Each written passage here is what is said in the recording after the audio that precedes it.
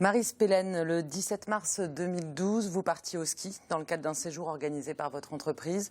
Le car de la société Salin, dans lequel vous voyagiez avec 24 autres personnes, n'a pas dépassé Quimper puisqu'il s'est retourné dans le rond-point de Gourvilly. Un accident grave dans lequel une dizaine de personnes ont été blessées, dont 3 grièvement. Vous êtes l'une de ces 3 personnes puisque vous avez perdu votre main.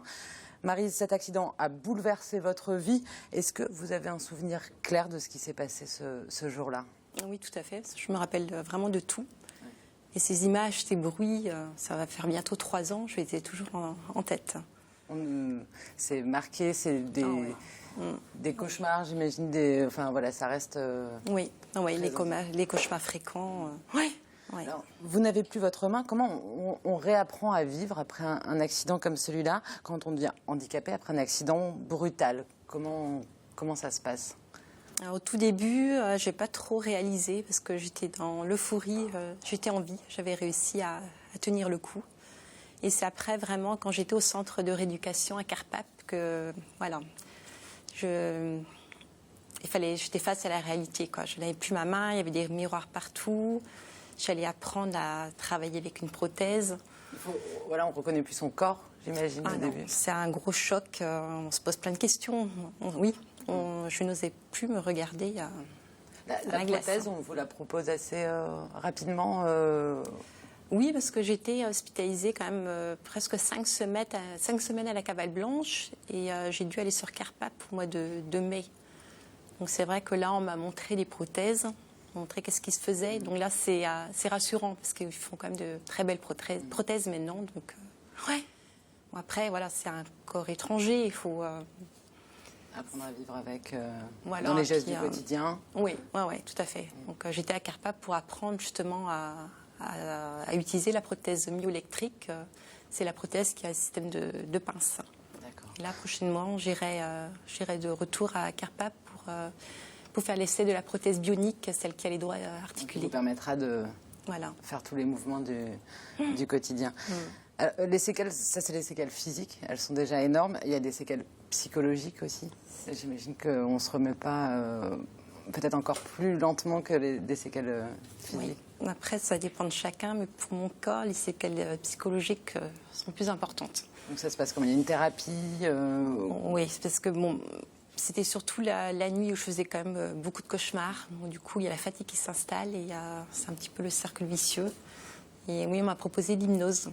Et ça a fonctionné? Je trouve que ça a bien marché sur moi en tous les cas. Ouais. Après, bien, les séances de relaxation et bon, après les entretiens réguliers avec la psychiatre qui fait du bien parce que j'ai beau bien arranger avec mon mari, les amis, on ne parle pas pareil à sa famille qu'à un professionnel. Il y avait la psychologue aussi qui est intervenue sur le lieu de l'accident. Donc quand je parlais du car, elle savait de quoi je parlais et ça c'est important. Alors une fois, il y a eu un procès, le conducteur a été condamné. Est-ce que cette étape a permis aussi, dans les étapes de reconstruction psychologique, était une étape importante? Oui, parce que je n'avais pas vu le chauffeur, comme il y a eu changement de chauffeur en plus.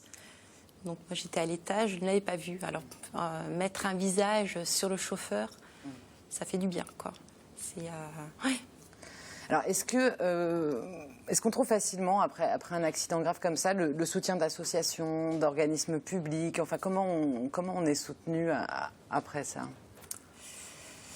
Non, on se retrouve un petit peu... C'est plutôt avec les autres personnes qui étaient dans le car avec vous. Oui, tout à fait. Là, c'est très important. On a tous vécu le même drame et on sait de quoi on parle, quoi. Parce que c'est vrai que les gens de l'extérieur sont loin d'imaginer les horreurs qu'on a pu voir. Oui, parce que voilà, le car ne ressemblait plus à rien. Et c'est vrai que parler avec les autres victimes... La sensation qu'il n'y a qu'entre vous, finalement, que vous pouviez vraiment vous comprendre et exhorter un petit peu Oui, ce sont devenus vraiment on ne se connaissait pas tous. Hein. Ouais. Ce sont devenus vraiment de vrais amis, quoi. Des fois, on n'a pas besoin de parler, on se comprend. Un simple regard. Ouais. Alors, vous passez du temps au centre de rééducation de Carpape, c'est ce que vous expliquez tout à l'heure. C'est là qu'on vous contacte pour participer à la nouvelle campagne de la sécurité routière. Comment ça se passe? Vous répondez oui tout de suite? Ah oui, j'ai sans hésitation. C'est vraiment... Pourquoi?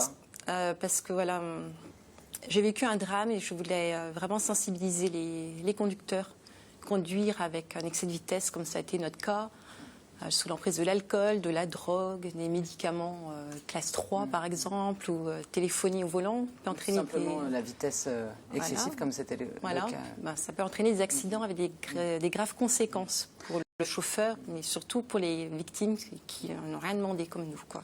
Il faut peut-être quand même signaler que le chauffeur n'avait pas consommé de produits stupéfiants dans votre juste cas. la vitesse excessive, défaut de Oui. conduite. Alors, on va regarder ce nouveau spot de la sécurité routière dans lequel vous jouez. Combien de temps? Combien de temps allons-nous continuer? Continuer à croire que 100 blessés graves par jour, ça n'est pas si grave que ça. Continuer à croire que réparer les corps peut suffire à réparer les vies. Continuer à croire que ceux qui survivent pourront revivre comme avant. Continuer à croire qu'un accident de la route ne dure qu'une seconde, alors qu'il peut durer toute une vie. Continuer à croire que derrière chaque corps blessé, il n'y a qu'une seule vie blessée. Continuer à croire que les accidents de la route sont une fatalité, alors que c'est à nous d'agir pour les éviter. Rendre la route plus sûre ne dépend que de nous. Maryse, qu'est-ce que vous en pensez de ce spot? Vous qui l'avez vécu de l'intérieur avec le tournage, vous le trouvez Il est très bien. joliment bien fait. Ouais. Vraiment, ouais. À la fois choquant, mais finalement, enfin choquant, il marque les esprits suffisamment. Moi, je pour trouve vous que Maryse apparaît très bien dans ce spot. En Maryse tout est cas, très jolie. elle est mise en valeur, en tout cas. Mais non, mais vous avez été contente du résultat en le Oui, voyant. très content. Ouais. Mais après, moi, choquée, non. Marqué en tout cas. Enfin, je me suis trompée avec le mot choqué parce que pour le coup, c'est vrai qu'il n'est pas trash comme il y a eu déjà des spots de la sécurité routière, mais pour le coup, il marque profondément les esprits. Oui, c'est la réalité. Quoi. Dans un accident, des fois, on ne sort pas indemne, mais c'est vrai qu'il y a des personnes qui se retrouvent en fauteuil, paraplégiques, tétraplégiques, des personnes amputées. Dans l'accident, j'ai quand même un très bon collègue là, qui a perdu ses 2 jambes. Donc, c'est la réalité. Il ne faut pas se voiler la face. C'est tous les jours sur les routes de France. Ouais. Participer à cette campagne et s'engager comme ça pour sensibiliser les conducteurs, ça fait partie de votre thérapie. Vous considérez ça? Ouais. Ah oui. Ça vous aide? Ouais. Bah, l'handicap a un sens là. Voilà, l'handicap m'a permis de faire ça justement. Et il fallait que je fasse quelque chose après l'accident pour sensibiliser les gens. J'y ai pensé très rapidement. Et il y a autrement excusez-moi. Oui, vous avez entrepris d'autres actions, de témoigner localement, parce que là, c'est vrai que vous touchez toute la France, du coup, avec ce spot qui est diffusé sur les ondes au niveau national. Mais est-ce que vous avez aussi, autour de vous, parlé de la prévention Ah oui. Bon, après, notre accident était très médiatisé. Donc Ça c'est vrai fait aussi naturellement par les médias. Oui, quand on me questionnait, je n'hésitais pas à répondre. Et c'est vrai qu'autour de moi, j'en ai beaucoup parlé. Il faut en parler justement pour que les gens réagissent. Et vous avez le sentiment que ça porte ses fruits dans votre entourage sans doute, mais sur des gens qui vous côtoient, mais de façon peut-être plus large?